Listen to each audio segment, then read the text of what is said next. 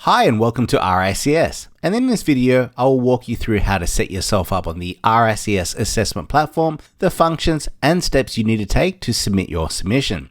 If you require additional support, our global team is happy to help you in this journey to become MRICS. To access the RICS assessment platform, you will first need to have an RICS website account set up. You would have done this when you completed your online enrollment application. The platform will be accessible to all current enrolled candidates, and you will receive an email confirming you are a candidate member and also provide you with a link to access the platform. We recommend that you save this link, assessment.rics.org, to ensure it's easily accessible on your device, as this is where you'll be saving your documentation and updating your details regarding your submission and submitting it for assessment. When you log in for the first time, you will notice within the platform a section of colored boxes in the middle of the screen. This is your progress tracker, and it has been intentionally developed to help you quickly identify items you haven't started in red, the items that you have started that need completing in orange, and green showing that you have completed. The aim is to turn the whole progress tracker green for each section to ensure that you can successfully submit when you're ready for the upcoming assessment dates based on your region and assessment type. RICS have made all the assessment dates for the current year available on the website. Under Join RICS, you can navigate to Assessments Information. Here you will read the FAQs and other resources. And if you scroll down, you can click on your region, and a little bit further down, we actually do have a few examples of past submissions. Now, when reviewing the dates of assessment, please note that each region have different assessment dates, and your platform will be linked to your region specifically based on your employment, region of work, and route to membership. It's important to note that if you do move country during your time as a candidate, we recommend that you gain an additional 6 to 12 months of local experience before submitting for assessment to familiarize yourself with the new region, local norms, laws, and legislation. Now, if it's your first time logging into the platform, you would have noticed that while most of your items in the tracker were red as not started, you could have had one green box showing that the counselor selection has been completed, and you would have done this at enrollment stage. If you didn't select a counselor, or your counselor is showing as red or blank at the top of the screen, you can easily add this. You will be required to select and have a counselor who will support you and approve your submission. To select a new counselor, if you navigate to your profile and select Edit Profile, that page will load. On this page, you can add your counselor's email associated with the RICS account or member number. You can click Look Up, select the counselor, and save. Your new counselor will be notified to accept this request, but you should also reach out to them that you have completed this stage and have access to the platform. This may also be a great time to discuss RICS with them, your progression and plan of action. As your counselor has agreed to support you, they expect you to have questions, ask for their advice, and take action to completing the submission requirements. Now, on your RICS profile page, you can also update your pathway and change your personal details such as an address, phone number, title, honors, or even your email address. Please ensure that you do save this. At the top of the screen, you can navigate using the tabs to add your employment, and remember, you must add all your professional career relevant to the pathway. With your employment, you should also consider providing a summary to give further context about your roles and responsibilities. This helps to support your application, allowing the assessors to understand the type of responsibility, achievement, and also milestones. You can use the tabs to also as well add academic and recognized professional qualifications. As part of your submission requirements, you also must add a profile picture. The picture you are selecting must be real, in color, and not edited. Once you do have a photo, please upload it, adjust it, and save. As a general hint, if you wish to navigate back to the homepage, simply clicking on the RICS logo at the top of the left-hand side will take you back there. Now, when we return to the homepage, you would notice that my profile picture is now completed since we did upload it in the previous stage. On the homepage, there is also a help icon below your progress tracker. This help icon will also appear on every page and includes the contact details of your local RICS office, along with the user guides, accessible candidate tutorials such as this one, and relevant pathway guide information. Please note that each route to membership, while similar, will have criteria for your particular assessment type and the time frame if applicable. Your route to membership will be on your profile page, and it'll be recommended to download your candidate guide to explain more. Please, in your own time, read the full candidate guide to understand how to write and structure towards the summary of experience, case study, levels of competencies, word limitations, and inclusions that you can write towards your declared experience. All candidates will also need to download their pathway guide, which will show you the competencies you'll be writing about towards your experience and the choices of selecting. You can download this within the RICS assessment platform under the help section or on the RICS website. Please download and only use the chartered version of your selected pathway, as you are a candidate on your way to becoming MRICS, a chartered surveyor. When downloading this, the guide will list out all the competencies relevant to your pathway. The mandatory competencies are all common to all pathways and classified as interpersonal and professional business skills. Your technical competencies are specific to your pathway and should be selected based on your current role and experience. If within the pathway guide you notice that your version doesn't have a list of mandatory competencies or activities available, you can download the sector pathway competency guide, which does have every competency listed. The first 19 pages will give you more context and understanding. The pathway guide is also a great tool to understand and write the levels towards your competencies as defined in the candidate guide and pathway guide. We have level 1, knowledge and understanding, level 2, application of that knowledge and understanding, and level 3, which is reasoned advice and depth of knowledge. The guide will provide examples of activities, knowledge, skills, and advice that you as professionals may have provided, and examples based on the experience that you could also include. And depending on your career, it also creates a framework for your future career progression and skills. It could provide direction, confidence towards new sets of skills, or exposure to experiences, work, and projects you need to gain to complete. Once you have decided with your counsellor on the competencies, you can complete the competency selected section within your platform. You can click the navigation bar on the left-hand side of the screen, click on competencies, and then click and choose competency selector. The mandatory competencies will appear first. As these are common to all pathways, these cannot be edited, so please click save and continue to move on to the next section. Candidates will need to select the required core competencies and their relevant levels. This section must be completed correctly before proceeding to the optional competencies. As an example, the pathway selected here is quantity surveying and construction, so it will only show the relevant competencies for this pathway. You'll first need to select the competency and choose the correct highest level required. If you make a mistake with your selections, a validation alert will appear in red to tell you how to fix the selection to ensure you select the correct number and levels of competency.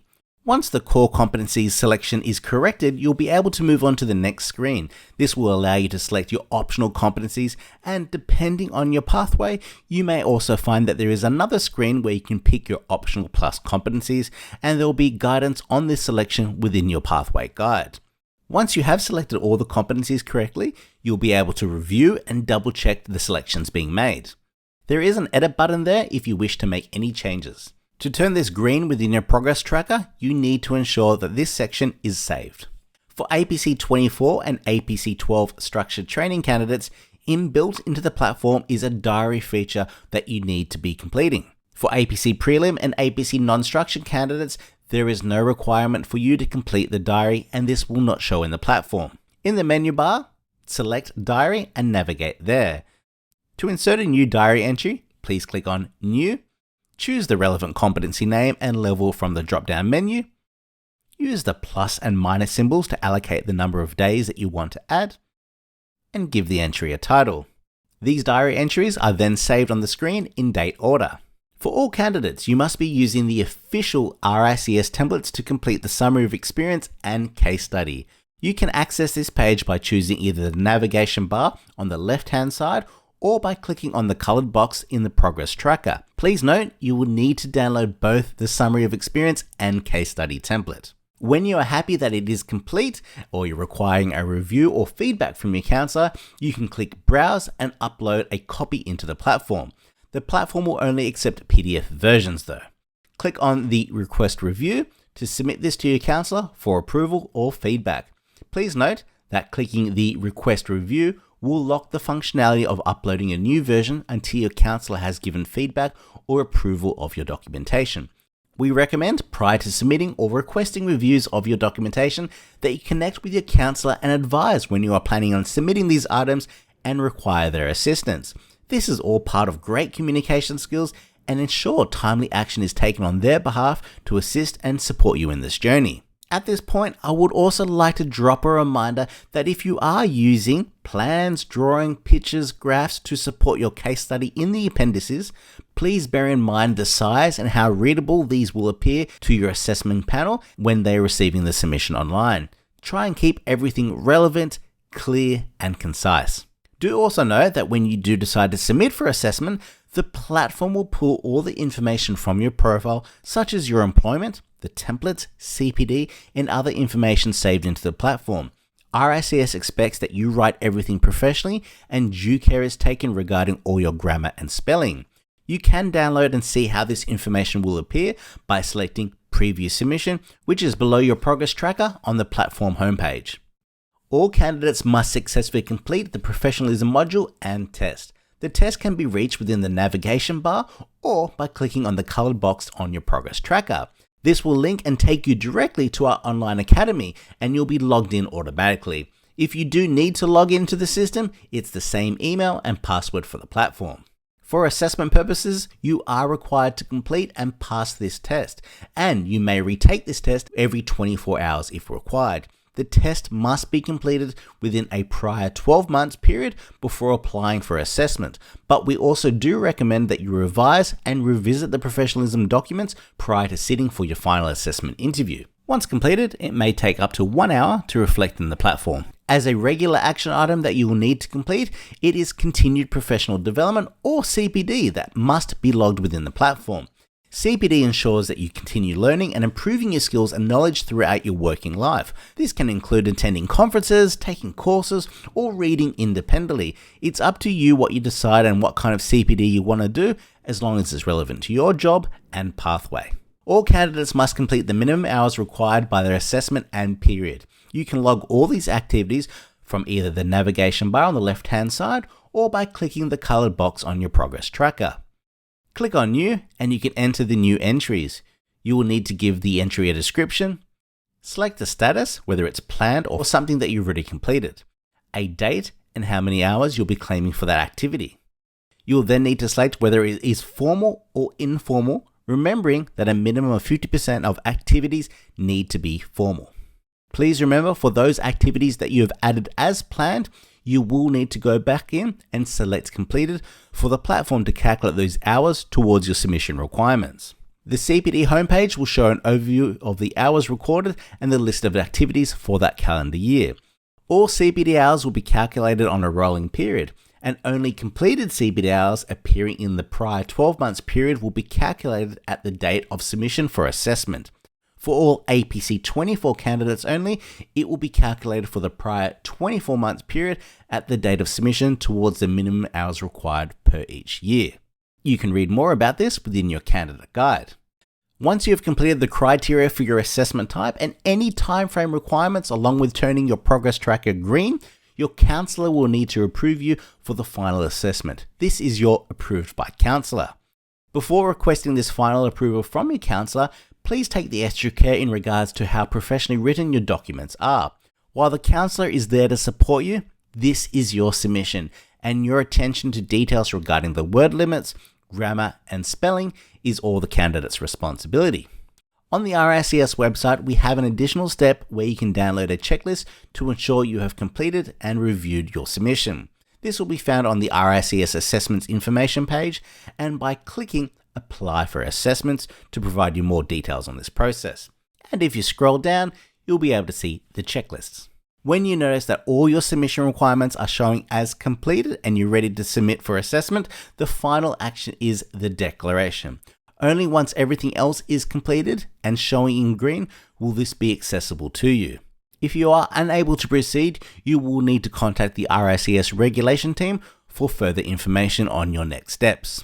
Once the declaration is completed and the date of assessment window is opened, you'll be able to apply for the next assessment window online. RICS cannot accept any early or late submissions. If you are an APC preliminary candidate, you'll first need to submit for the preliminary review. Only APC preliminary candidates can apply for the prelim review.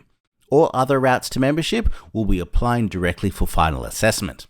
Depending on your assessment location, you may have the proposer and second requirements. This will be displayed in your platform. You will need to enter the membership numbers of a qualified RICS members who are supporting your assessment applications. They will receive an email from RICS to log into the platform and either approve or decline your request. Your counsellor, proposer, and seconders will have access to a similar RICS assessment platform, and under their help section, they'll be able to review more information on completing these steps required. It is also recommended that you communicate with everyone who is assisting you and advise when you have requested their support. Once everything is completed for the criteria of your assessment type, on your homepage, you'll find a banner in the middle of the screen stating, "Please apply for your final assessment here," and it will give you a date when the application period is ending. Click on that button to continue and follow the steps to successfully submit. The next screen that will appear is the final assessment screen, and there is a variety of information that you need input. The information that will show on the screen will be relevant to your assessment type and pathway, as well as your country and location. So please bear in mind that on the screen, this is a tutorial and it may differ from your screen, but it will give you an idea of the type of information that we ask for. Firstly, you may be asked to select your assessment preference. Depending on your country location, this may give you one option or up to 3 choices. Please fill in what is relevant and click submit. Next is the international experience. If your case study includes any work undertaken outside your assessment location, please click to add the country. You can pick more than one if required. And remember to click submit. If your case study is based on the country of your assessment location, you can leave this blank. The next is special considerations. If there is anything you wish to declare to RICS that may impact your assessment, the RICS needs to inform the assessors about and put in place reasonable adjustments. This is where you'll highlight it. Other information on the screen could be about details about your specialist area, or depending on your pathway, could give some further details. For example, area of practice or industry or sector. This may not show for you, so just fill in if you can see it. Please remember to click submit on every box you complete information for on the final assessment page. Once you have filled all the details on the screen, you can click on download your final assessment document. This will give you a PDF document which pulls together all the information that will be presented to your assessment panel. This is your final opportunity to read and check the submission file. If you haven't already done so, show it to your counselor, show it to your supervisor, to your family and friends to make sure they have proofread it and there's no spelling or issues or grammatical mistakes. If you do find something within the templates that need to be changed, you will need to have this reapproved by a counselor. RICS will not be able to edit or load newer information after you have submitted it for assessment. So importance on planning and ensuring you can submit is crucial, and we recommend it not leaving it to the last day or final hours to avoid missing out. Once you have checked your submission documents, please remember to submit this, confirming that these are the documents you wish to include for assessment. Please note, if you do not download your submission for checking, the final step will not be unlocked. This final step is to confirm that you wish to submit for assessment. You will need to slide the button or click on it to turn purple. Under the header, confirm that you wish to submit for assessment. This is very important. If you do not click to confirm, your submission will not be accepted. A red box will appear to tell you that once you've submitted your work, it will become locked and unable to make amendments. Once you click submit, it cannot be undone. A padlock will then appear on your screen, meaning nothing can be edited or changed. The banner on your home screen will then change to show that you have submitted and that the local office will be in touch with you. Our global team will also be conducting regular support sessions, preparation workshops, and Q&A sessions. These can be found on the RICS website under Join RICS, Candidate Support, and select your region of assessment. This concludes how to use and submit for assessment as an RICS candidate via the assessment platform. We wish you all the best in becoming MRICS.